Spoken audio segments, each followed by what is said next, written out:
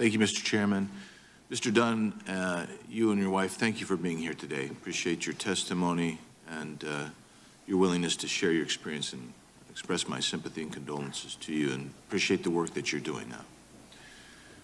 I want to just clear two things up briefly, though. The figures just cited by my colleague from Georgia are at ports of entry only and do not reflect between ports of entry arrests for fentanyl transportation.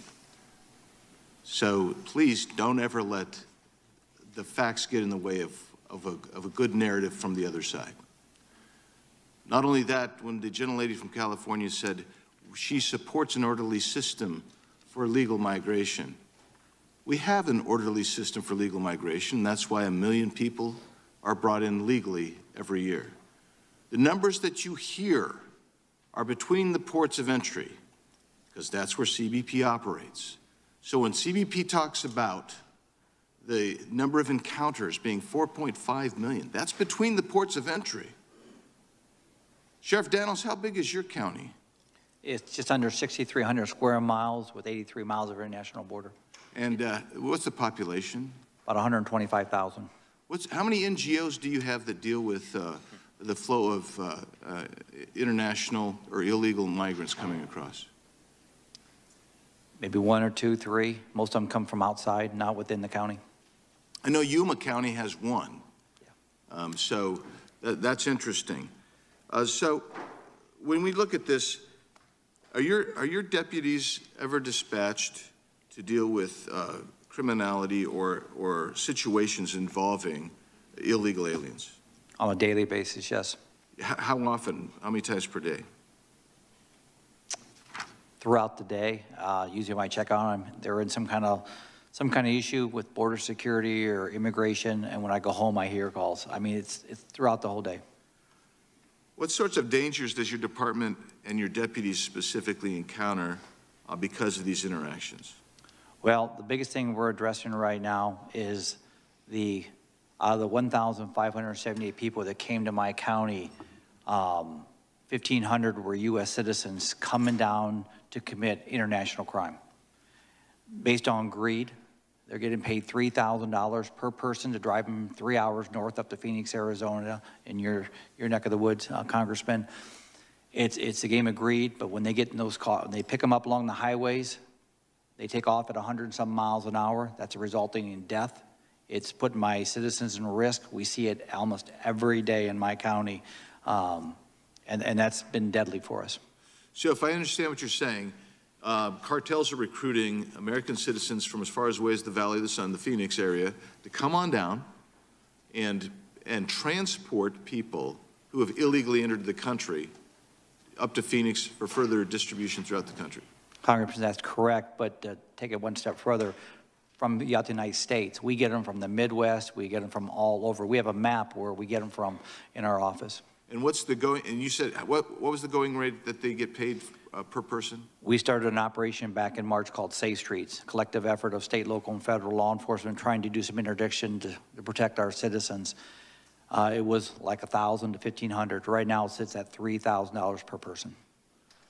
Have you ever had juveniles come down to drive as well? Yes, I believe last year we apprehended and charged, I think it was around 100 juveniles that were remanded as adults for driving, and all the way up to underage where they don't even have a license. We had a couple weeks ago, we had a 14-year-old and a 15-year-old driving a car, picking up, I think, 5 undocumented. And this is human smuggling? This is human smuggling, yes. You've given us some pictures that are up here on display. What are those pictures of? The picture on the right side of the white truck and the red car. The red car had a 16-year-old, 17-year-old, and I believe a 14-year-old, and they were down from the Pinal County area, which is up by Casa Grande, down here to pick up migrants, working with the criminal cartels and a scout. The car saw one of my deputy sheriffs, took off at a high rate of speed, hit the white car, and then crashed. All 3 were in critical condition, and then were ejected from that vehicle. And this other one? The other one was a vehicle out of Phoenix. It was a stolen vehicle that was in one of our business areas in a business parking lot. The Border Patrol saw them. They took off at a high rate of speed, got into a pursuit. It rammed the Border Patrol agent, the unmarked car, and they were apprehended with illegals. There's so much more to talk about. I'm sorry I'm out of time. Thank you for being here, Sheriff Daniels. Gentleman's time has expired. The gentleman from California, Mr. Schiff. Thank you, Mr. Chairman, and thank you to Ranking Member Nadler for welcoming me back to the committee. Mr. Dunn, thank you for your testimony today, and I want to join my colleagues in expressing my condolence over your terrible loss. Since I last held a seat on this committee over 10 years ago, our country has undergone some of its most turbulent years, from attacks on our democracy to increasing gun violence, including 4 mass shootings in my home state of California in just the last week, to continuing acts of racial injustice. Many of the issues that Americans are most concerned about fall within this committee's jurisdiction. But instead of tackling those concerns or joining Democrats in a comprehensive immigration reform, many Republicans in Congress seem intent on demonizing migrant families and asylum seekers, portraying them as fentanyl traffickers and violent criminals. In the real world, asylum seekers are vulnerable individuals and families fleeing political persecution and torture. And these terrible stereotypes that my Republican colleagues are peddling have real-world consequences and bring real-world harm as they increase the level of hate and violence directed at immigrants here at home. More than that, let me just take this opportunity to recognize the many immigrants who risked their lives during the pandemic to take care of us when we were sick in the hospital with COVID, who brought food to our grocery stores and delivered goods to our doors, who worked in our fields so we would not go hungry, and who died disproportionately because they could not work from home. I want to say thank you for your courage. Our country is better off for having you here. I want to start my questions by debunking a couple pernicious stereotypes. First, when it comes to drug trafficking, CBP reports that over 83% of smuggled fentanyl, heroin, and methamphetamine is discovered during vehicle inspections at ports of entry where people enter the country legally, not smuggled by migrants, but driven across the border by U.S. citizens engaged in criminal activity at ports of entry. Judge Samaniego, the fentanyl crisis is real, but how is it really entering the country in your experience, and who is doing the smuggling? Well, as you said, Congressman, they're coming in through the port of entries. We do not get a lot of information of migrants doing that. As I said earlier, the fact that they're not carrying much with them and the fact that they've been vetted as they come in when we process them, and that's why I keep insisting that an organized way of processing and our ability to be able to process properly is really helping tremendously. When we do not do that, and it pushes the migrants to have to go further out, that's when you start having these illegal entries because there's not a way for them to come in properly and meet the Border Patrol there at the border. And so we know that going further creates risk for them.